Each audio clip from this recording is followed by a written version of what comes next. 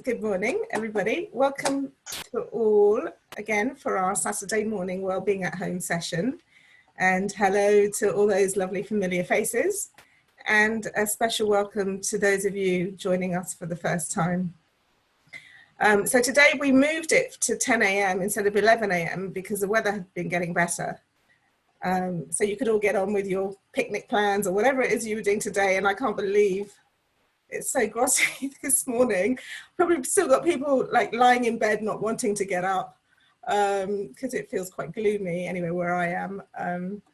But hopefully the sun will come out later and bless us with some sunshine.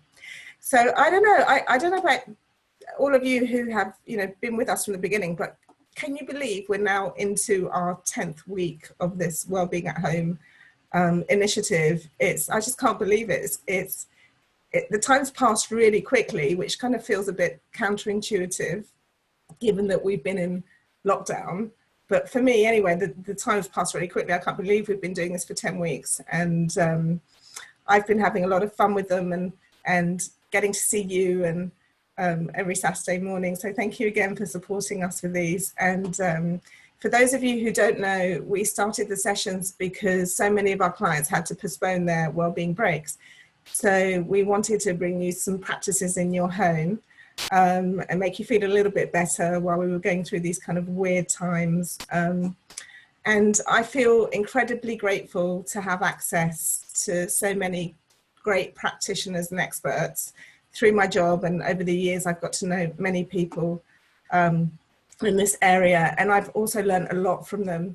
So it kind of made sense to share these wonderful people with all of you so you can benefit from them too. And some of these people I am lucky enough to call friends. And today I feel very blessed because one of my dearest friends, Claudia Roth, is joining us to talk about the subconscious mind that she herself has done lots of work on.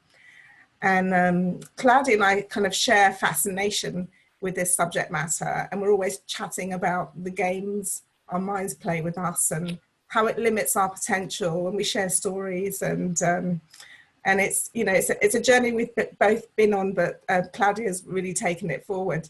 So when we talked about this subject matter, the inner critic for us was an obvious one, as who can honestly say that they don't have a little voice in their heads telling them that they're wrong, they're not good enough, they can't do this, you can't do that, blah, blah, blah. I mean, I think we all have that little voice that emerges every now and again, or sometimes is there a bit more often than we would like it to be.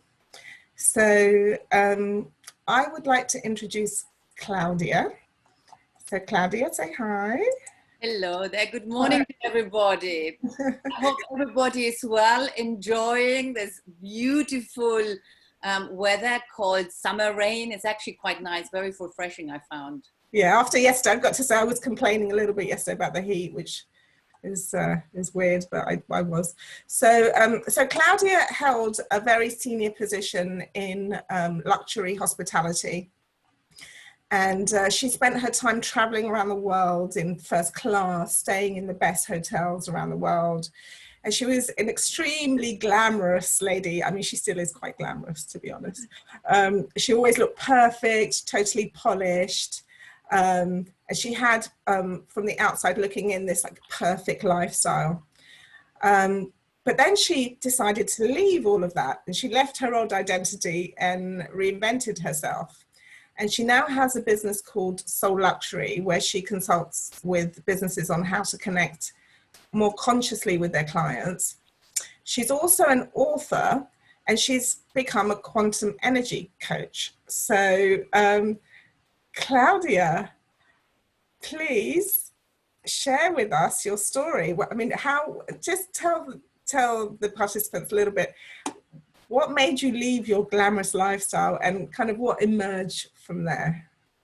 Thank you. And again, a wonderful good morning. Yes, that is a journey. And when I listen to you, I just, I had a lot to deal with my inner critic. I mean, I think I must have a master in it by now. What happened was that I started off when I was about 16, 17 years old. I had this fascination with an international career, with an international lifestyle. And that fascination, I must admit, of being successful, whatever that meant. I'm born in Germany. I left Germany when I was 18, and I came to London because I believed that London would give me all the opportunity I was seeking, not knowing what I was seeking really. But anyway, to really connect to my journey, I suddenly realized that whatever I want to create, I can, because my thoughts literally will create my destiny. And this is how I lived my whole life. However, what I didn't realize is that my conditioning, my upbringing was really driving me rather than me as my authentic self. And that's what Stella was saying. I was made up all the time. I mean, I was flying around the world, and I always had red nails. And I actually would plan my business trips to go back to my regular lady my friend who did my nails. So it was quite a little bit over the top. I had to make appointments with myself to have a relaxing bath. It was really over the top, and it was my conditioning. Anyway, it brought me all the success I was able to imagine. It was an incredible journey, and I wouldn't miss anything. But I realized later on through an incident, and I'm sharing that with you, it's quite an interesting story, that actually I was living in a luxury prison. One morning on my many business trips, I woke up at the beautiful Ritz in Paris, an amazing hotel, Place de Vendôme. I mean, luxury poor. And because I was on business and my role was creating opportunities for the hotels, I would always get the biggest suites and everything. So I was falling asleep in this huge big bed. I was totally exhausted. And I had to get up early in the morning again. So glamorous as it may sound from the outside, but it was tough work. So I woke up, I remember it was early morning. It was during the springtime, because I was standing in this beautiful big bathrooms with these huge mirrors, double sink, marble, everything just amazingly beautiful. And the sun was shining, the early morning sun was coming into the bathroom, and it lit this magical, the marble was sort of like really popping into magic. And I looked into the mirror, and I literally couldn't believe what I was seeing.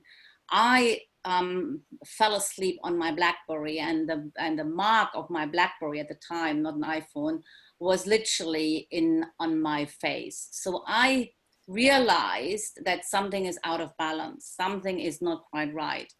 And what it told me is that the world outside, as I call it, had shifted, but me, being very stuck in my own way of my old beliefs, I didn't move, inverted commas, with the times, i.e.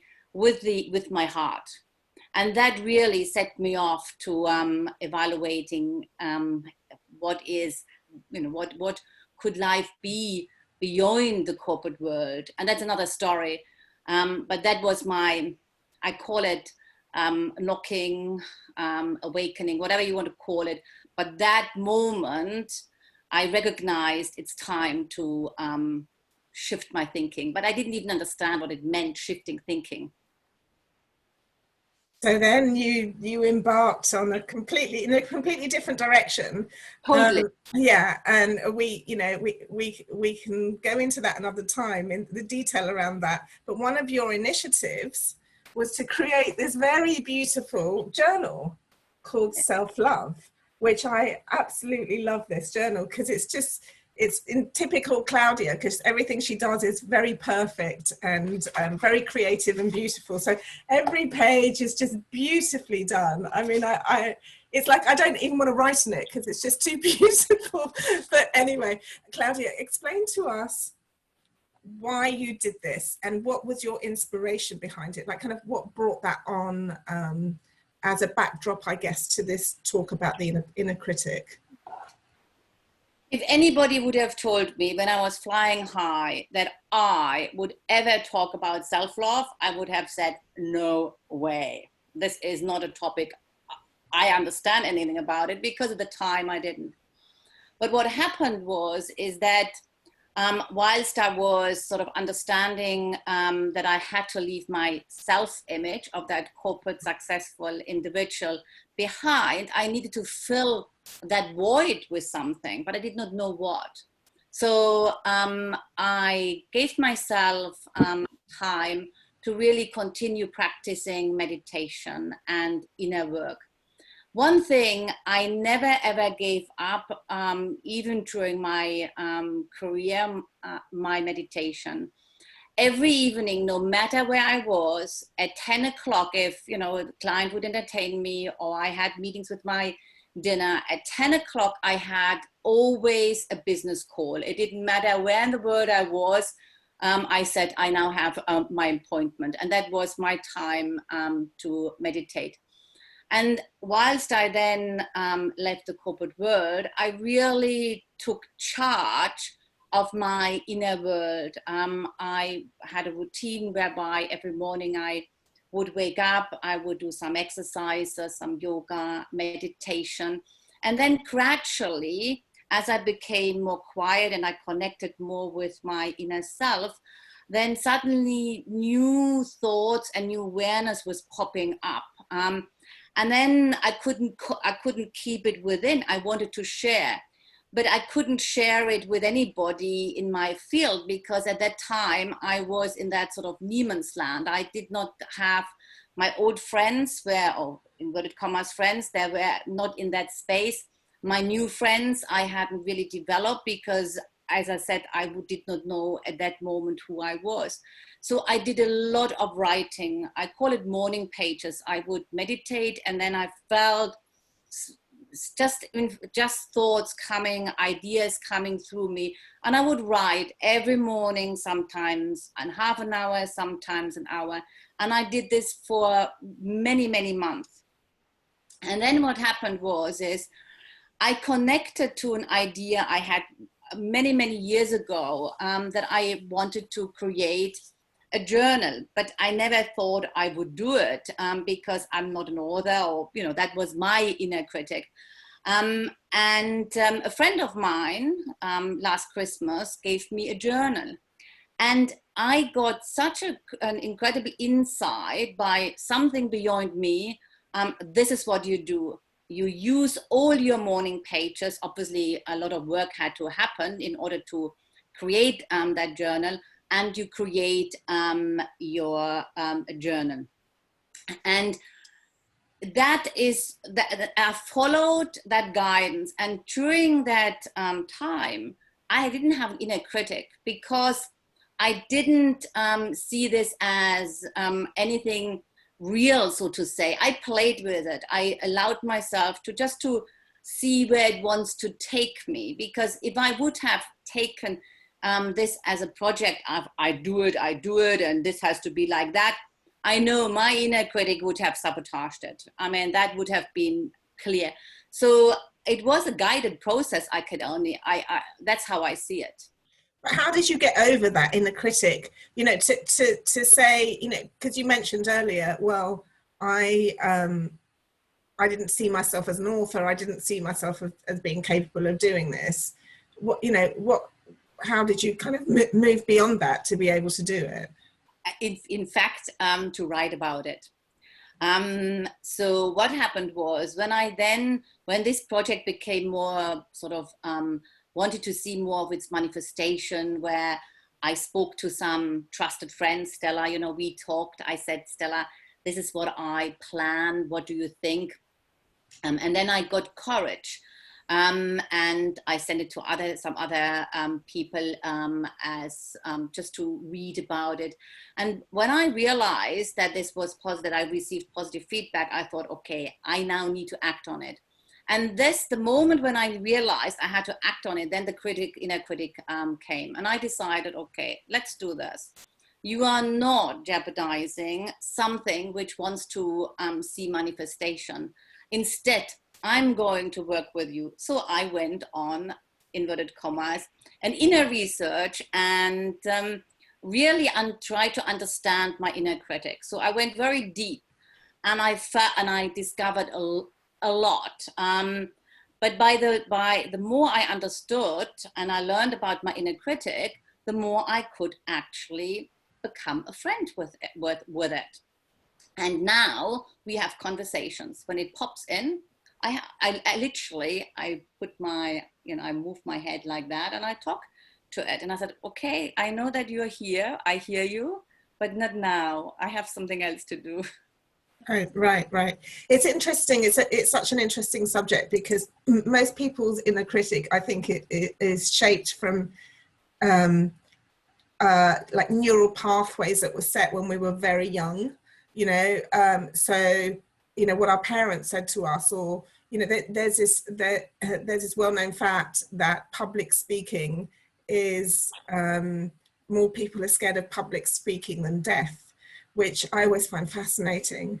And a lot of it comes from childhood days and school days, where you would have to stand up in class and read out from the book, and there'd be some little kid behind you sniggering or teasing you or something like that, and it would set that neural pathway of that fear, and so much of this comes from childhood, and it becomes a big part of our subconscious mind, and we totally don't even know that, do we? We just carry on as we normally do. And me and you have chatted about that. You had mentioned that your upbringing had a part of it as well, your inner critic.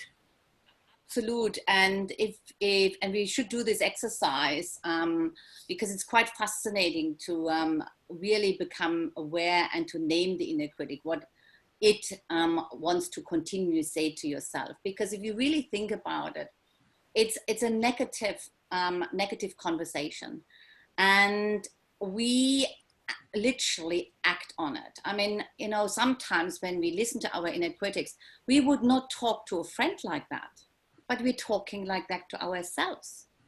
And that's the key. The moment we listen to it and we actually know what it wants to play, the game it wants to play. An inner critic is really wanting to keep you away from who you truly are. That's really what it is.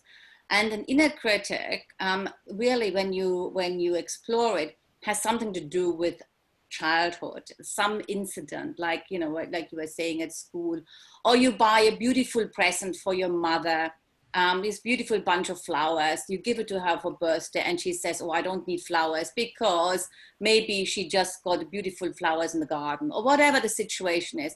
But you went out, you saved money as a child, you did a big thing, maybe your father drove you to the shop, or whatever the situation is, and with lots of joy and love, you give it to your mum, and then she says, well, it's such a hot day today, these flowers won't last, you spend all this money, or whatever the story is, and you actually see it as rejection.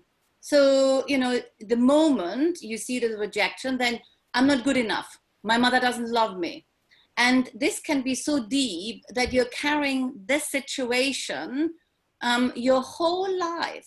And that inner critic comes up at any time, and it tells you, you're not good enough, you're not deserve this, you don't deserve this, this is not you, you don't have to serve this boyfriend, you don't have to serve this house, you don't have to serve blah, blah, blah, blah, blah, blah, blah, the whole life. So the concept of inner critic, as simple it sounds, it's really, really, it can be transformational when we actually understand it. It's almost primal, isn't it? It's almost primal. It goes back to those very deep feelings we want, with our parents or whoever it may be from a child. I remember you saying to me that you were taught to always be the good little girl who didn't speak.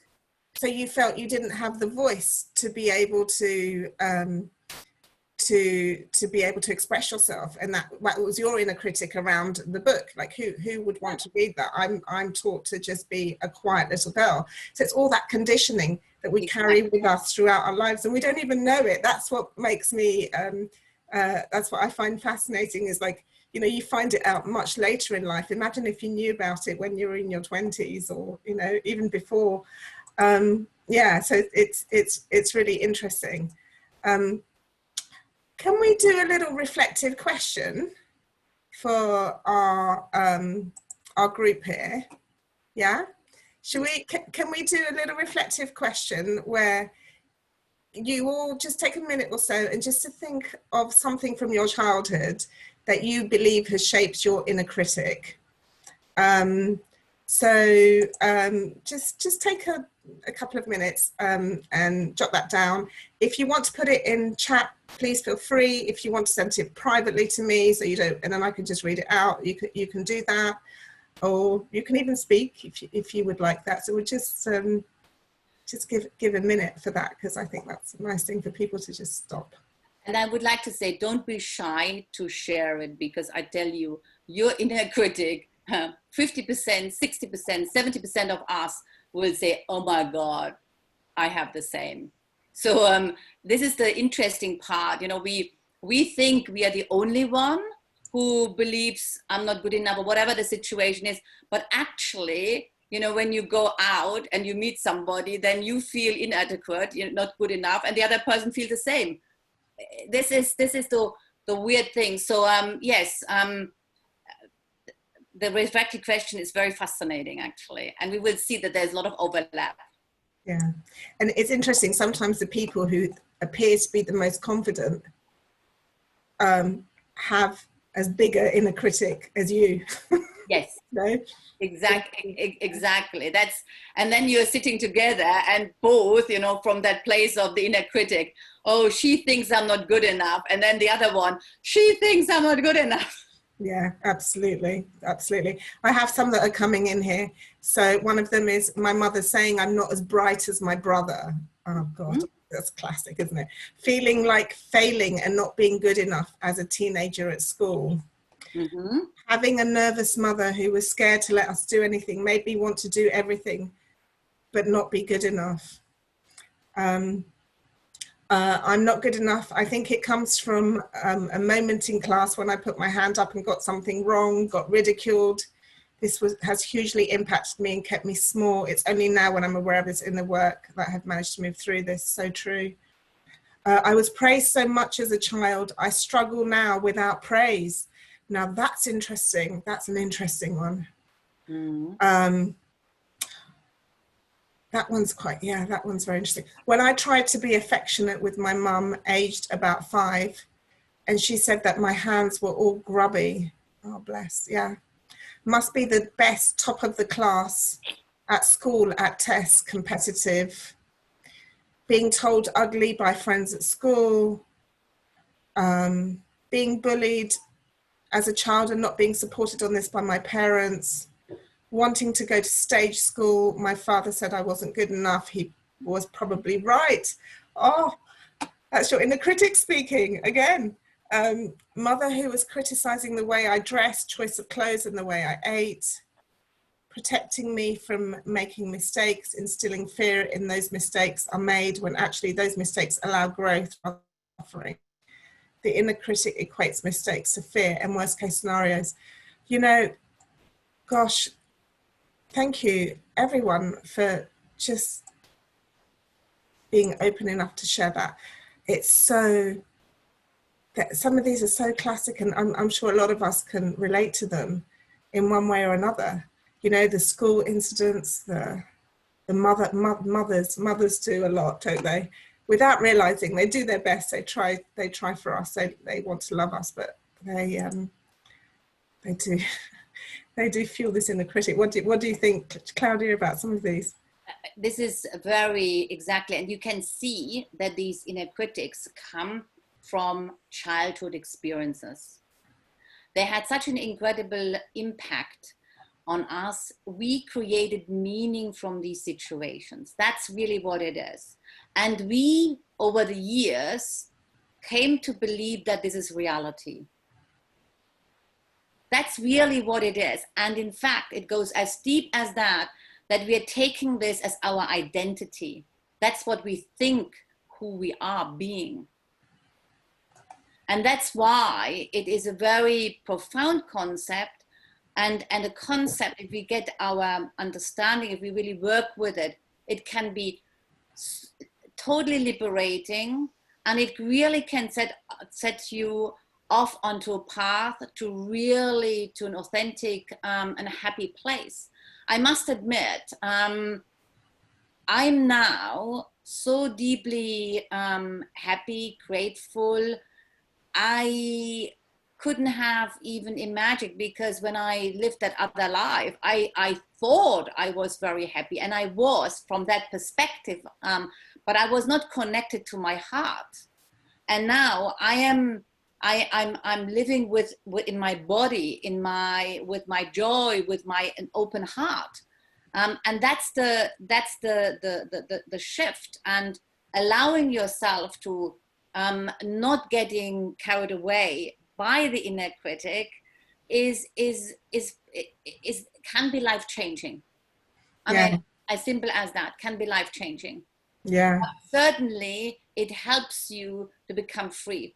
And when we had this conversation, Stella, you pointed out that when you have this realization that the story you reinforced yourself is actually not real, and you can feel it, deeply feel it in your body. It's almost like, oh my God, you feel it, the whole body feels free.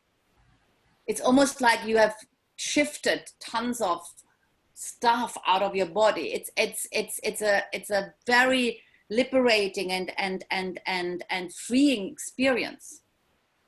Yes, absolutely, absolutely. I think the first step is very much awareness, isn't it? Where you become aware that this little voice telling you you're not good enough, or you're ugly, or you're not clever enough, or you can't, all of these things that come from these neural pathways set as children are not true.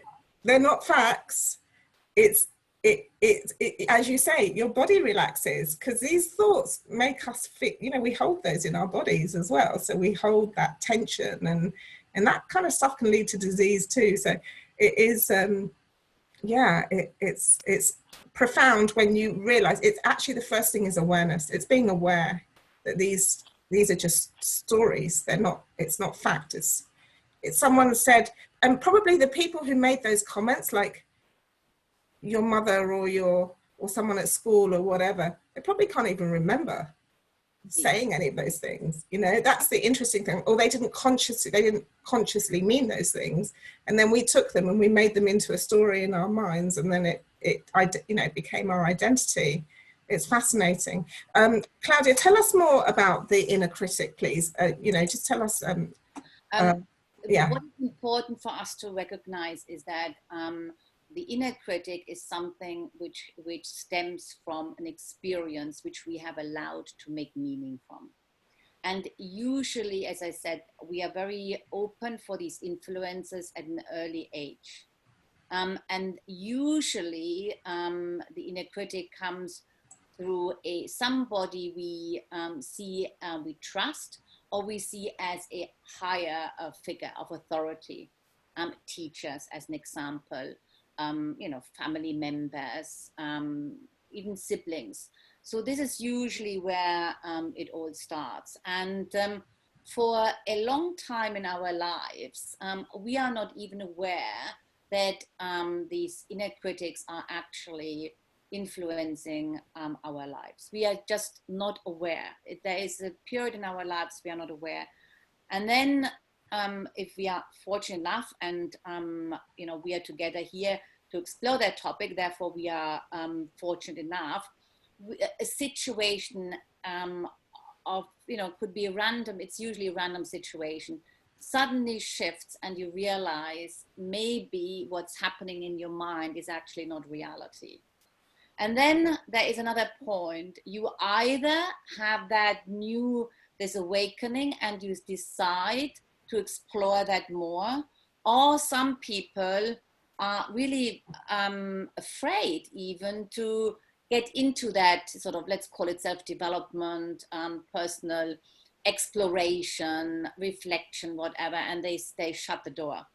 But once you allow yourself to open this door, and once you are again embrace that you want to take control over who you are being, then you are opening yourself to a beautiful journey of personal exploration. And the more you find out about yourself, the more you can shift, the more you can act, the more you empower yourself to do things, to decide, to take control of yourself, inverted commas. And that's the power of being aware of what's happening in your mind. Thoughts is an energy. Thoughts are not real. Thoughts, I always see thoughts like clouds. They come, sometimes they are bigger, sometimes they are heavier, but they move.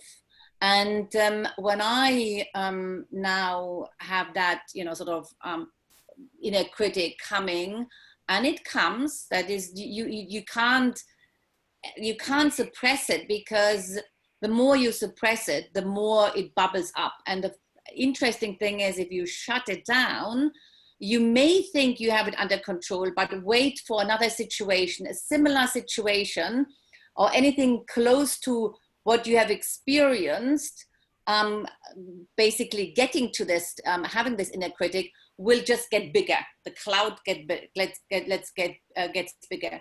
So what we really want to do is to give that inner critic space,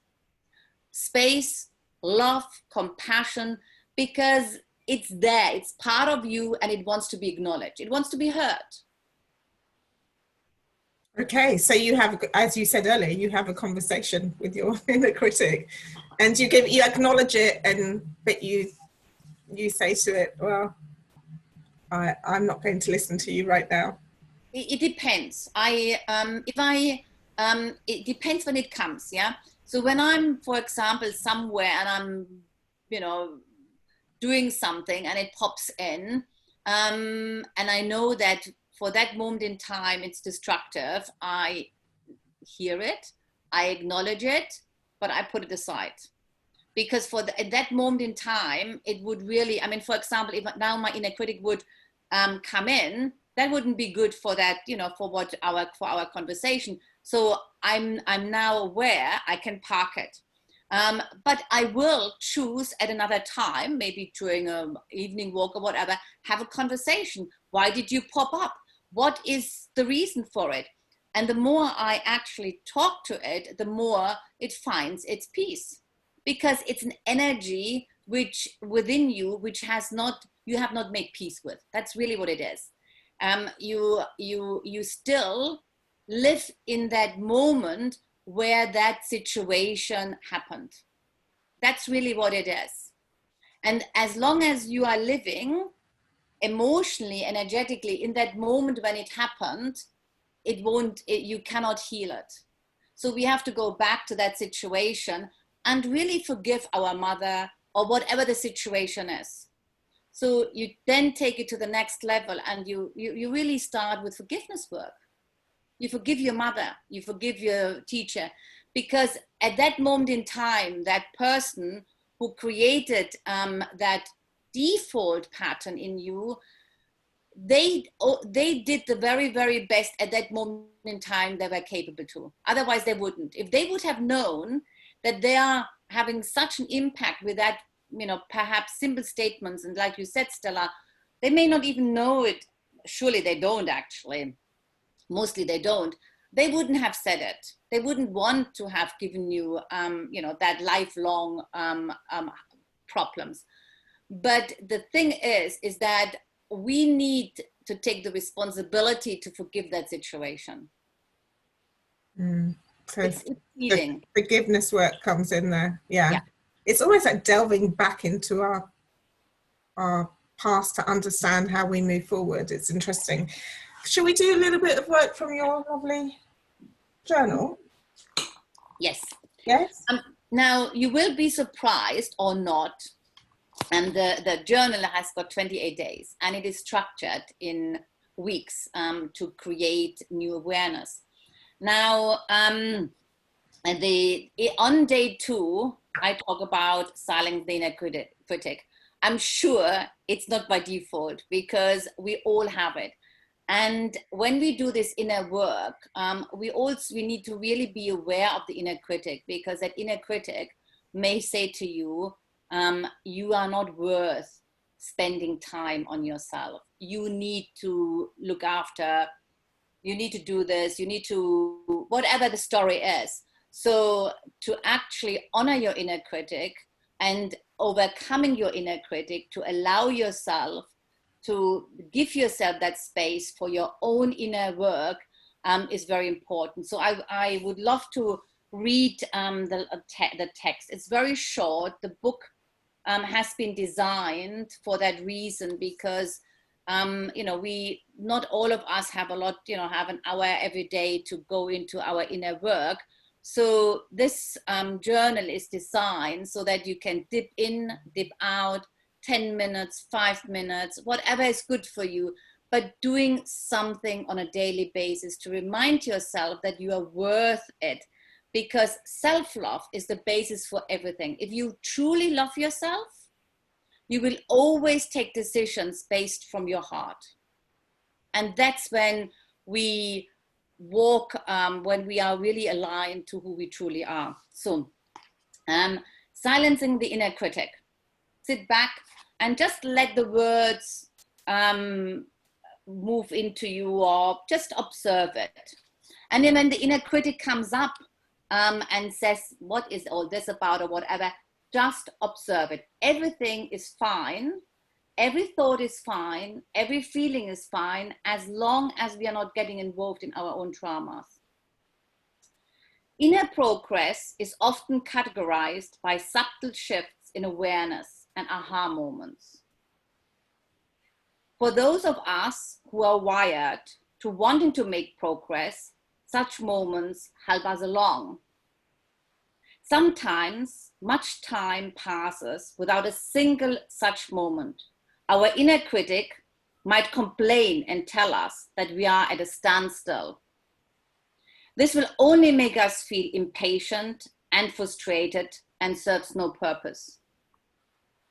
It's worth remembering that on a very subtle level, our conditioned mind may not yet be sensitive enough to sense that progress is happening.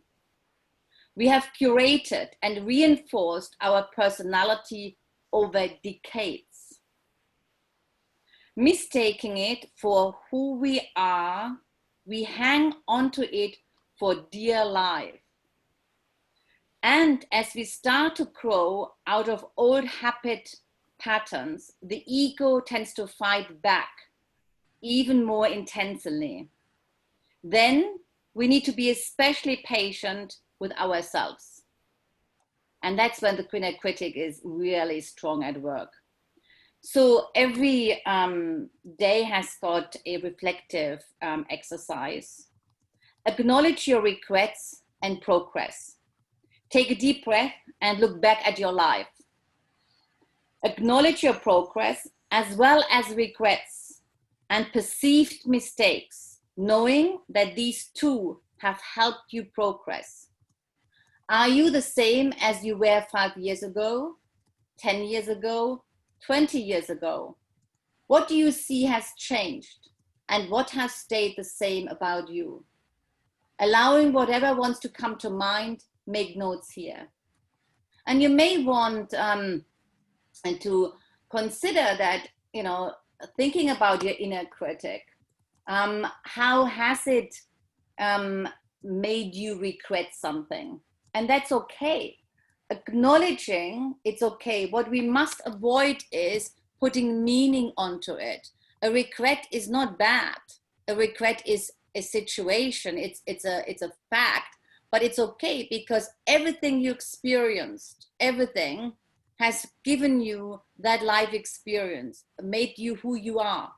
And any moment you have a choice to change, and recognizing that is very powerful. Yes, acknowledge your regrets and progress. Acknowledging regret and progress is, again, life is duality. life is, everything is duality, and acknowledging both is progress.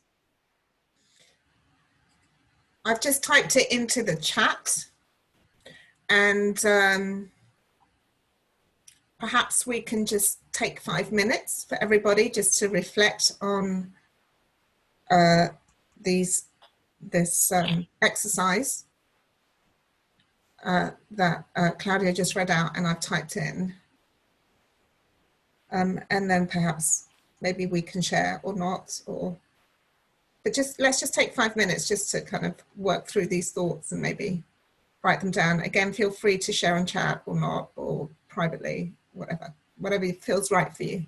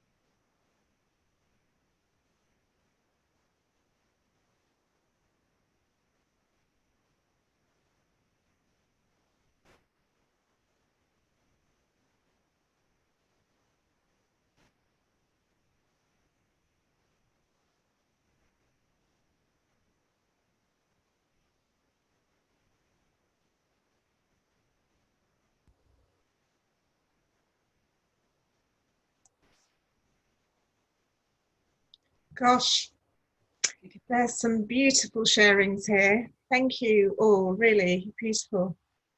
John, to answer you, yes, it is the same as the parrot on the shoulder, the inner critic. It's that, or the monkey on the shoulder, some people call it. That little voice talking to you all the time. One of the threads that comes out of all of this is that that about mistakes and what we see as failures, but they're just part of our lives, and we will learn from them. It's interesting. There's a perspective about mistakes and failures is conventionally seen as failures as part of our culture, as part of the British culture. It's almost like you need to hide them and not talk about them and be ashamed of them.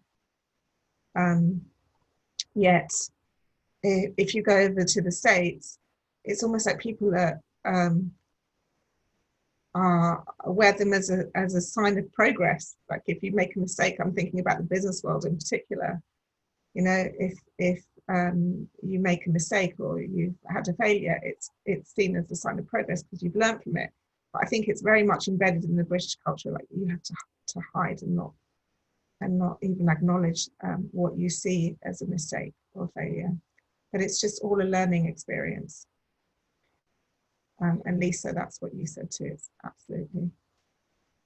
And what is very interesting from the comments is that the moment we really look deeper into the inner critic, we really explore other topics like vulnerability. Exactly. Vulnerability is a strength. Honoring that emotional vulnerability is a strength, because from that, new opportunities are emerging.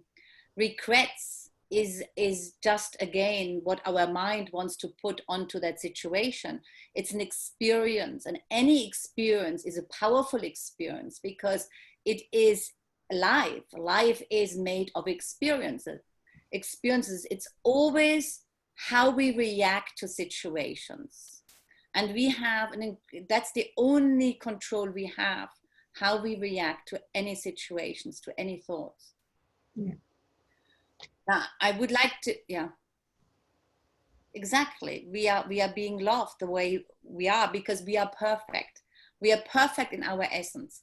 Everything around us, inner critic, our thoughts, is an illusion. Absolutely. It's complex because we reinforce it. We believe this is who we are, but no, it's not. Yeah. We want to just share and be open with you all. One of my biggest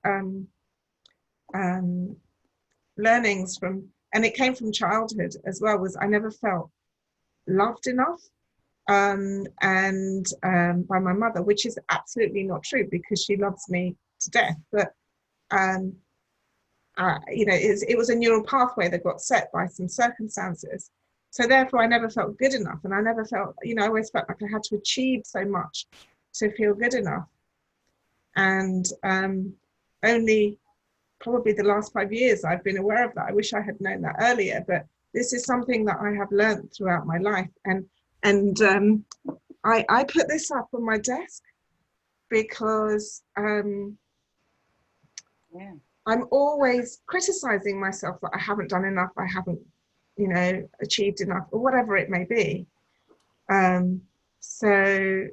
Yes, this is just a little personal sharing to let you all know that it's also very normal. So Claudia, what can we do? Give us some tools, please, on what we can do to really turn this around, switch off that, well, not necessarily switch off the voice, engage with the voice. Engage with the voice. First of all, honor it, it's there. Don't push it aside or push it away because it's uncomfortable to look into the situation. Engage with it. Now, what you are doing today, what we're doing together, that's exactly the type of, of engagement you are seeking. You want to have space for that inner critic to actually come to your awareness. And there are different ways of dealing with it, and it's very personal. But what I personally found very powerful is, for me, is I engage with the inner critic when I feel it's the right time. And I actually then look into it and I have a conversation. And when you are calm, and I do this usually after meditation, then I can speak to that other voice, inner critic, and I actually get answers. That requires a very peaceful state, because when the inner critic is too loud, at the moment when it pops up, that's so dominant, you actually think this is what it is, but it's not. It's literally a form of energy. So if you develop a dialogue, a loving dialogue, because the moment you can see the inner critic, whatever it wants to tell you, as a gift, to really honor and work through it, then it's part of your soul liberation. So every time when the inner critic comes, acknowledge it, because that means that area of your being is not healed yet. So allow it, take it on board as a, inverted commas, project, and look into it and enjoy exploring, because everything you do in that context of self-awareness is a gift to yourself. And the reason why we have this life experience is it's dedicating to our own evolution, to our own freedom to be who we truly are. And I want to share something with you, because my upbringing is, my parents wanted me to be a good girl, and you would never ever do anything what was not norm. So I would always be very polite, etc. But in the recent years, I broke out of anything what I believed was my reality. And during lockdown, I had some great fun. And I want to share that with you, because it would be quite cool. I decided some time ago that I would love to drum. And I went on a workshop, and I create my own drum. And when the inner critic is getting a little bit too much, I literally drum and play with it and create and shift the energy like that. And while we were in lockdown, I would take my drum, would go to the local forest, and I would literally sit in the forest and drum and meditating. And I had these most incredibly peaceful moments. Now, would I have done this 5 years ago, 6 years ago, 10 years ago? No, because I would have been concerned that anybody would see me, that anybody would say, what a stupid woman, whatever it is. And now I'm sitting there and I'm in bliss, and I'm thinking, who cares? Because other people, that's all, we all want to become free of our limitations, of our conditioning. So let's just be free and embrace who we truly are and have fun. Life is about fun from the heart. So this is, I joyfully play through my emotional state of, inner critics being very loud, because it's just another way of telling me, okay, I haven't quite worked through that issue. And when it's too loud, I drum even louder. I love your drum. I love your drum, Claudia. I also love what you say about finding your inner cheerleader instead of your inner critic. So replacing it with your inner cheerleader. Give us just a couple of tips on that. How do you bring that cheerleader to the fore?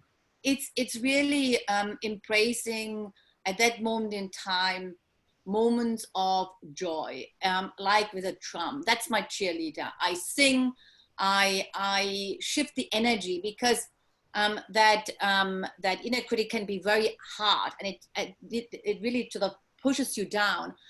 And because everything is energy, I literally take it to my drum. Is literally my way of my inner cheerleader, and then I start singing.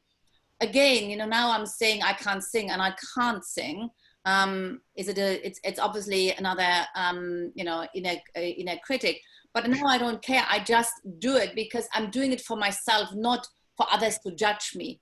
So I'm learning more and more to embrace my own unique self, because really, and this is what I would like to leave as a final note, and that's my favorite quote from that self-love journal is, there is nobody better at being you than you. And I really remember, I mean, this is what I keep on saying to myself, comparison doesn't work, because we are all individuals, and the more we are being who we are truly are, that's what it's all about. And it's a beautiful journey of freedom, of embracing everything what life is giving us.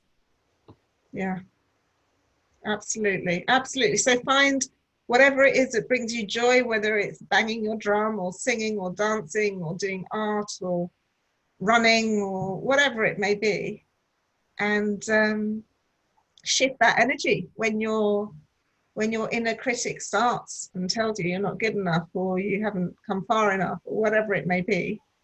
Find a way to live that joy, and go for it, and just be you, and don't worry about what everyone else thinks. Yeah, that's the key. Does anybody want to do any kind of final sharing before we sign off?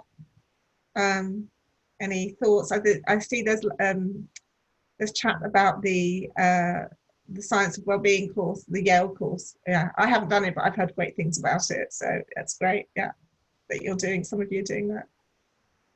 So Grace says that we usually find it easier to be cheerleaders for other people, but tend to struggle to do it for ourselves. So very true. That's true. And we easily say to others, well, don't believe your inner critic. Yeah, it's easily said, but that's not as easy, because there's so many layers to it. Yes, it's our unique journeys. Find yourself a trusted friend, perhaps, that you can have remind you that that can be your, can be your cheerleader too. I think that really helps as well. Yeah. I keep a note on my desk. I love this. Trust me, people are not thinking about you the way you are thinking about you. That's so true.